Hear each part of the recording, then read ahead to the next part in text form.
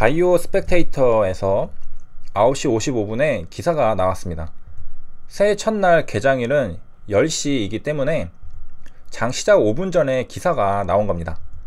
제목은 한용의 바이오 사업부 사장 선임입니다. 스크리닝 프로젝트를 주도한 경험이 있다고 하는데요. 신약 개발에서 최근 스크리닝 기술에 대해 알아보겠습니다. 신약 개발 단계는 다음과 같은데요. 신약 개발 과정은 크게 기초 연구에 의한 작용점 도출 및 선정, 화합물 스크리닝에 의한 유효 물질 및 선도 물질 선정, 후보 물질의 확정을 거친 뒤 전임상, 임상 1상의 임상화 연구 과정, 임상 2상, 임상 3상의 상품화 과정이 있습니다. 스크리닝은 디스커버리 단계에서 진행됩니다. 스크리닝 방법은 두 가지가 있는데요. 인비트로 에세이와 셀 베이스드 에세이가 있습니다. 인비트로는 인더글래스라는 의미입니다. 시험관에서 수행하는 방법인데요. 저 글래스에 마이크로오르가니즘 셀들이 담겨 있을 겁니다. 마이크로오르가니즘은 미생물이라는 뜻입니다. 셀 베이스드는 실제 세포를 대상으로 하는 스크리닝 방법입니다. 전임상과 임상에 도달되는 많은 후보 물질들은 체내 흡수와 대사 과정에서의 예상치 않은 문제와 많은 부작용들로 탈락되고 있는 실정인데요. 대사의 화학 반응은 대사 경로를 통해 이루어집니다. 대사 경로에서 한 화합물이 여러 단계의 반응을 거쳐 다른 화합물로 변화하고 단계마다 다른 효소가 차례로 반응을 촉매합니다. 효소는 에너지를 방출하면서 자발적으로 일어나는 반응을 에너지로 요구하는 반응과 짝지어 생명체가 필요로 하는 반응이 일어나게 합니다. 대사 과정에서 화합물은 다른 화합물로 변하기도 하므로 신약 후보 물질이 약효를 낼 수 있는 그 모습 그대로 우리 몸에 존재하지 않을 수도 있는 겁니다. 탈락이죠. 신약 개발에서 대상이 되는 작용점이 단백질이 압도적으로 많지만 가능성을 지닌 다양한 표적도 존재합니다. 작용점에는 많은 생리적 과정의 구성체인 mRNA, DNA, 지질 및 탄수화물 등도 새로운 표적이 될 수 있는데요. 핵산은 RNA와 DNA를 모두 포함합니다. 왼쪽에 하나의 나선이 길게 꼬여있는 구조를 지닌 게 RNA이고 오른쪽이 DNA입니다. RNA는 DNA 일부가 전사되어 만들어지는데요. 전사는 영어로 트랜스크립트입니다. 전사는 DNA에 적혀있는 유전 정보를 mRNA로 옮기는 과정을 말하는데요. RNA는 단백질을 합성하는 과정에 작용하며 일부 바이러스는 DNA 대신 RNA를 유전물질로 갖기도 합니다. RNA는 단백질을 합성할 때 직접적으로 작용하는 고분자 화합물입니다. 많은 신약들은 저분자 화합물로 생체 고분자 화합물이라는 타겟에 작용하여 우리 신체에 어떤 변화를 가져온다는 건 예전 영상에서 배웠죠. 작용점이 될 수 있는 RNA도 고분자 화합물인 겁니다. 그럼 질문을 해보겠습니다. 스크리닝은 저분자 화합물에 시행할까요? 고분자 화합물에 시행할까요? 저분자 화합물을 스크리닝 합니다. 저분자 화합물이 우리 몸의 생체 고분자 화합물이라는 타겟에 작용하는 거죠. 우리 몸의 고분자 화합물은 작용점입니다. 저분자 화합물은 표현형을 조절할 수 있다고 하는데요. 표현형과 유전형에 대해 알아보겠습니다. 제목을 보면 이해가 쉬운데요. 유전형이 같아도 환경에 따라 다르답니다. 설마 유전자가 같아도 환경에 따라 다르게 성장할 수 있다는 건가? 한번 보겠습니다.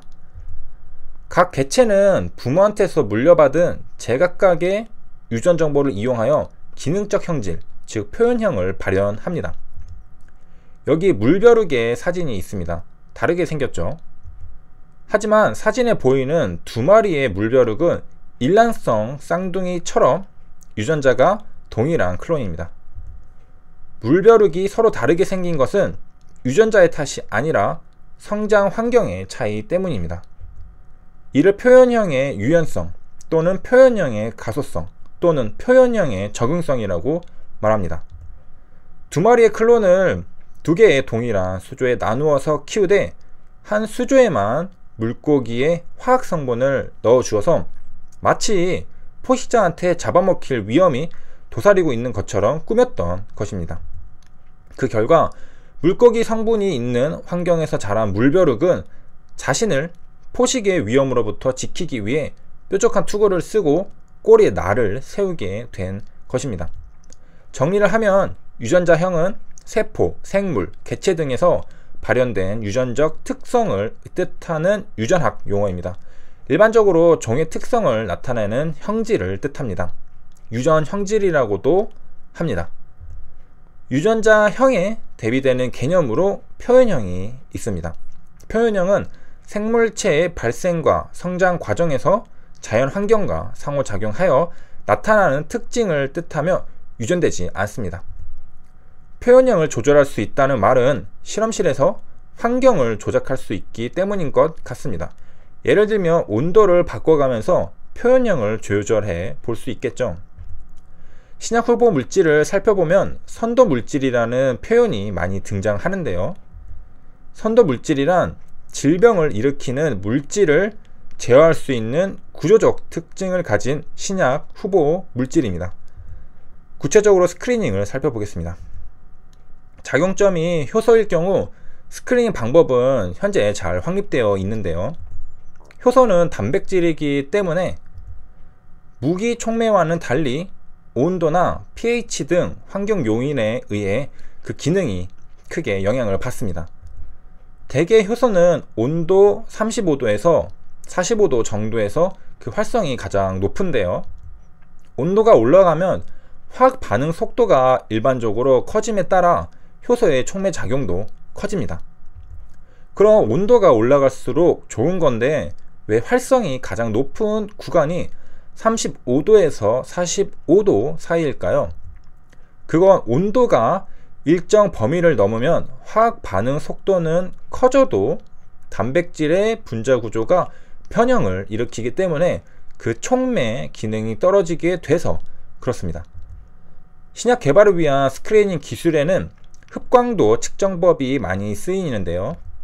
흡광도 측정법은 효소에 의해 생성된 물질이 특정 파장의 빛을 흡수함으로써 효소 반응 전후 다른 색을 발색하는 흡광도를 측정하는 방법입니다. 스크리닝 방법은 시험관에서 하는 것과 세포에서 하는 것이 있었는데 2017년 6월에 그 다음 단계가 나왔습니다. 셀 베이스드, 즉 세포 기반 신약 스크리닝을 대체할 방법을 개발한 건데요. 바이오 전자 센서라고 합니다. 나노 바이오 융합 기술을 활용해서 센서를 만든 거라고 하는데요. 신약을 스크리닝하는 방법은 현재까지 매우 다양하게 있는데 현재 스크리닝 기법은 모두 세포 기반에서 진행된다고 합니다. 셀 베이스드 어세이의 단점은 시간 경제적 효율인데요. 이번에 개발된 센서는 수조에서 수분 안에 결과 도출이 가능하다고 합니다. 이 센서는 정교하고 감지가 빠른 FET 기반인데요. FET는 Field Effect Transistor입니다. 도파민이 도파민 수용체와 선택적으로 반응, 결합하는 성질을 이용해서 만든 건데요. 고정한 도파민 수용체에 결합하는 물질이 존재하면 변화하는 신호를 통해 존재 여부를 파악할 수 있는 겁니다. HLB 하루 주가는 장초 강한 모습의 하루종일 빨간색 모습을 보여줬습니다. 종가는 2.34%로 마감했고 양봉의 수가 최근 9일, 음봉이 1일로 계속 빨간색 모습을 보여주고 있습니다. 다음 주에는 구독자님의 요청에 따른 HLB 총정리와 용어 정리를 해볼까 합니다. 그럼 시청해주셔서 감사합니다. 그리고 말이 느린 영상들이 몇 개 있었는데요. 이전에 제작해둔 영상들이었고 이후부터는 없으니 안심하셔도 됩니다.